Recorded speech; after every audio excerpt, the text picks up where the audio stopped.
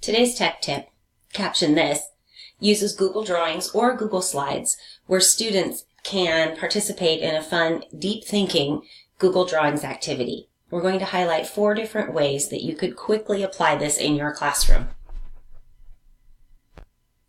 First, while I've used these activities in the classroom before, with pencil and paper mostly, I'd like to thank Matt Miller and his blog from Ditch That Textbook for these great ideas and examples. These 4 types of activities actually build on each other if you're building this idea with students in the classroom. Many of us have taken political cartoons or paintings before in the classroom and had students annotate them. You can do this in Google Drawing. So the first example is just to simply annotate a picture, a photo, something that you have shared with students by drawing text boxes in Google Drawing and having students label certain parts of it. Now you could just simply push out a copy of this to all of your students in Google Classroom by creating a document, putting the picture in it, and then just making a copy for each student when you assign it. And you could even put in the text boxes ahead of time of the things you want them to identify. And I'll show you how to do this in just a minute. The second idea that you could use with this is called Caption This. This would be the next step in labeling any type of item that you want students to write what their thoughts are about. So here they have a thought bubble. You could write in what Bill's most likely thinking at this moment and then turn it into Google Classroom. The next step for this would be an example of write a caption, and then below you could explain that caption. Now these 2 examples were done in Google Slides. You could do it in Google Drawing as well, but you would have to draw a text box underneath it for students to write their thoughts. If they do this in Google Slides, they can write their own thought process below.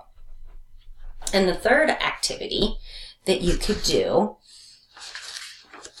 is you could provide the quote, the prompt, and then students would have to go find an image to support that quote or something that they would describe. And that turns it around a little bit for students. So all 4 of these examples draw on students' thoughts, allow students to share their voice, have them make deeper meaning. They get to construct their own meaning and explain their thinking, and using these wonderful tools that we have available to us. So how do we create these documents to share with students? In Google Drive, I'll go to New, and down below under More, I can choose Google Drawings and create an untitled document there, or I can choose Google Slides if I'd like students to use Google Slides to create these types of documents. Here I have a document I've already created just so I can show you the various things students can do. And we do have to teach students how to add these. You can have them add a thought bubble, and you do that by going under Insert, down here under Shapes, and then you can choose any shape call out or a shape arrow that you would like, and students can add those. The nice thing about using these is they are backfilled already in color, and students can type in them right away.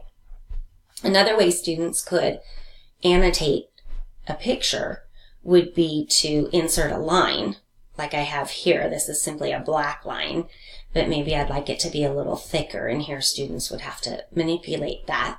But you add that by going Insert, Line, and you can choose a line with the arrow at the end, and when you do that you draw it towards what it is you'd like to talk about, and then it puts the arrow at the end, and then students would have to draw a text box that they could build under the arrow and write. Now notice this text box is see-through, so they'd have to go in and give it a fill color so that it would be shaded so they could write in it.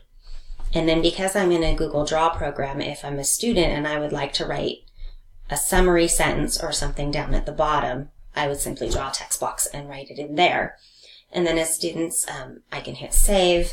If I've done this in Google Classroom, it'll have a Turn In button right here, and I simply just click Turn In, and students' voice has been shared with the teacher. The teacher can simply click through and look at them, or even since you have it digitally, it's great to be able to present these to the class as a whole.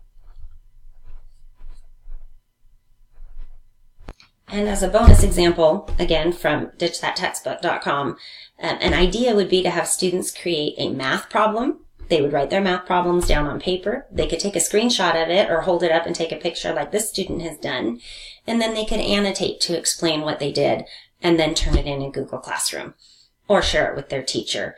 And then as a bonus, they've used a little bit of a Bitmoji over here for students to put their thoughts about this type of equation. So there's a math example for you.